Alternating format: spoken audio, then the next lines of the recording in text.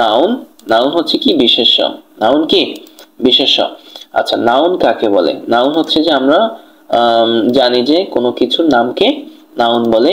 যেমন যেমন কি কামাল, কামাল একজন ব্যক্তির নাম। ঢাকা, ঢাকা হচ্ছে যে একটা স্থানের নাম। ডগ একটা প্রাণীর নাম। পদ্মা একটা হচ্ছে নদীর নাম, ইত্যাদি। তার মানে কোনো কিছুর নামকে নাউন বলে, এটা অলরেডি আমরা জেনেছি।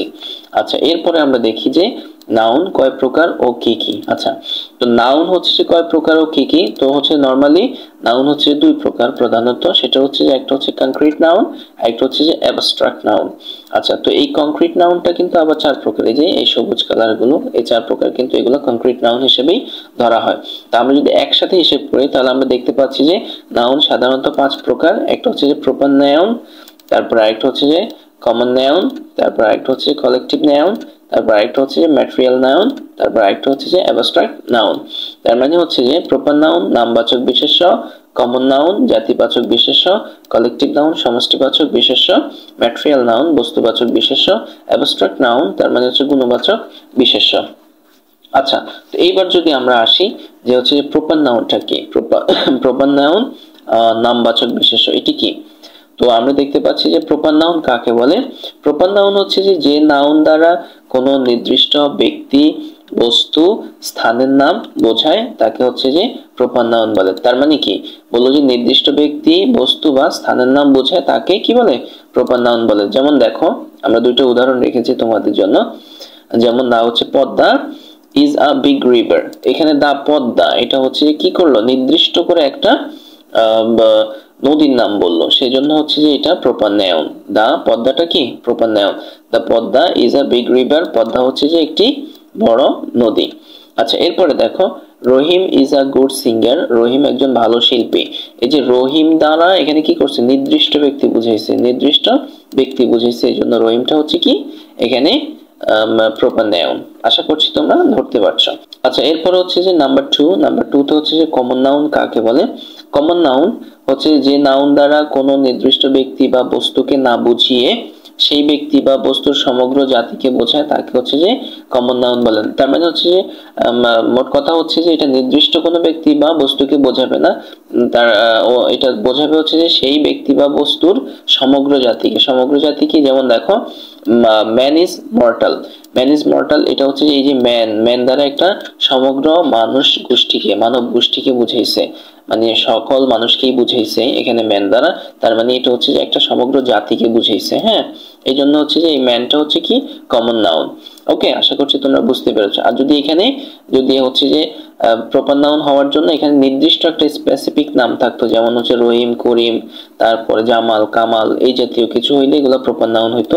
আর যেহেতু শুধু ম্যান বলছে তার মানে একটা ম্যান জাতীয় মানে মানুষ জাতীয় মানব জাতির কে বুঝাইছে এখানে, তো সেজন্য হচ্ছে যে এটা হচ্ছে যে একটা কমন নাউন। আশা করছি তোমরা বুঝতে পারছো। আচ্ছা এরপর আমরা যাচ্ছি দ্য মেঘনা ইজ আ বিগ রিভার, মেঘনা হচ্ছে যে একটি বড় নদী। এই যে রিভার দ্বারা, রিভার কিন্তু একটা সমগ্র জাতিকে বুঝাইছে, নদীর রিভার দ্বারা কি বুঝাইছে, কারণ অনেকগুলা নদী আছে, পদ্মা, মেঘনা, যমুনা, কর্ণফুলী, অনেকগুলো নদী, একটা এটা দ্বারা একটা সমগ্র জাতি বুঝাইছে। হ্যাঁ রিভার দ্বারা, এই জন্য হচ্ছে এই রিভারটা হচ্ছে কি, এই নদীটা হচ্ছে কি, এটা হচ্ছে কমন নাউন। হ্যাঁ আর যদি দেখো এখানে যদি দা মেঘনা বুঝাইতো, যদি এটা বুঝাইতো দা মেঘনা, তার মানে এটা থাকতো যে প্রপার নাউন, কারণ হচ্ছে যে এটা হচ্ছে যে নির্দিষ্ট করে একটা নদী বুঝাইছে, সেজন্য এটা প্রপার নাউন হতো। আশা করছি তোমরা ধরতে পারছো। আচ্ছা এরপরে আমরা যাব সেটা হচ্ছে যে কালেকটিভ নাউন। কালেকটিভ নাউন কাকে বলে। আচ্ছা যে নাউন দ্বারা কোনো ব্যক্তি বা বস্তুকে পৃথক পৃথক ভাবে না বুঝিয়ে তাদের সমষ্টিকে বোঝায় তাকে কালেকটিভ নাউন বলে। তার মানে হচ্ছে আলাদা আলাদা করে বোঝাবে না, এই নাউন দ্বারা যেটা বোঝাচ্ছে যে আলাদা আলাদা করে বোঝাবে না, এটা সমষ্টিকে বোঝাবে, একসাথে একটা গোষ্ঠীকে বোঝায় ফেলবে। হ্যাঁ এই জাতীয় আর কি। তো দেখো এখানে আমরা দুটো উদাহরণ রেখেছি, দ্য টিম ইজ স্ট্রং, দলটি শক্তিশালী। তার মানে এই যে দল, টিম, টিম দ্বারা এখানে মানে হচ্ছে যে একটা সমষ্টি বুঝাইছে, যেমন হচ্ছে যে একটা টিমের মধ্যে 11 জন খেলোয়াড় খেলে, 11 জনকে একসাথে এখানে বুঝাই ফেলছে যে দলটি শক্তিশালী। তার মানে হচ্ছে যে 11 জনই শক্তিশালী, এই যে এখানে এই টিম দ্বারা কি একটা সমষ্টি বুঝাইছে। হ্যাঁ এর জন্য হচ্ছে যে কি এটা কালেকটিভ নাউন। আচ্ছা এরপর আমরা দেখি, এরপরে বলা হচ্ছে যে আই রিড ইন ক্লাস 4, আমি হচ্ছে চতুর্থ শ্রেণীতে পড়ি। তো এই যে এখানে ক্লাস দ্বারা মানে হচ্ছে যে কি বুঝাইছে, একটা সমষ্টি বুঝাইছে। তার মানে ক্লাস ক্লাস হচ্ছে যে একটা কি কালেকটিভ নাউন, এটা বুঝাইছে। হ্যাঁ, ওকে। তারপরে হচ্ছে যে আমরা যদি এরপরে যাই, এরপরে আমরা হচ্ছে দেখবো যে ম্যাটেরিয়াল নাউন কাকে বলে। ম্যাটেরিয়াল নাউন, আচ্ছা, যে নাউনকে সংখ্যা দ্বারা গণনা করা যায় না, শুধু পরিমাপ করা যায়, তাকে ম্যাটেরিয়াল নাউন বলে। মানে এটা সংখ্যা দিয়ে গণনা করা যাবে না, কিন্তু এটা পরিমাপ করা যাবে। তো যদি উদাহরণে যাই আমরা খুব সহজে বুঝতে পারবো। এখানে বলা হচ্ছে ion, ion is a hard metal. আচ্ছা, লোহা হচ্ছে যে একটি কঠিন ধাতু। আচ্ছা, লোহাকে কখনো আমরা গুনতে পারি? লোহা কখনো আমরা গুনতে পারি না, লোহাকে আমরা পরিমাপ করতে পারি, ওজন করতে পারি। তার মানে হচ্ছে যে এটা ম্যাটেরিয়াল নাউন। এই আয়নটা হচ্ছে কি material noun. Ion is a hard metal, তার মানে হচ্ছে লোহা একটি কঠিন ধাতু। আচ্ছা, এরপর হচ্ছে যে ওঠা, ওঠা হ্যাজ নো কালার, তার মানে হচ্ছে যে পানির কোনো কি নেই, পানির কোনো রং নেই। এই যে ওঠা, ওঠাটা হচ্ছে কি, আচ্ছা দেখো এখানে হচ্ছে ইন্টারেস্টিং একটা জিনিস, সেটা হচ্ছে যে আমরা নর্মালি তোমরা সবাই আমরা নর্মালি এটাকে বলি ওয়াটার ওয়াটার ওয়াটার। তবে তুমি যদি একটু স্মার্টলি ইংরেজি বলতে চাও, তাহলে তুমি আজকে থেকে এটাকে ওয়াটার না বলে তুমি কিন্তু এটাকে ওঠা বলতে পারো। ওঠা, ওঠা হচ্ছে যে এটা একটা স্মার্ট ইংলিশ। তো এটা হচ্ছে যে সঠিক প্রোনাউন্সিয়েশন, তুমি এটাকে ওঠা বলতে পারো। তাহলে হচ্ছে যে অন্যদের থেকে তোমার ইংরেজিটা একটু ভিন্ন হয়ে যাবে, তাই না? হ্যাঁ, খুবই, অন্যরা এটাতে খুবই এনজয় করবে। আচ্ছা, এরপর হচ্ছে যে আমরা এটাকে সবাই বলি হচ্ছে কালার, কালার না বলে আমরা এটাকে বলতে পারি খালা, খালা, এটা হচ্ছে যে সঠিক প্রোনাউন্সিয়েশন।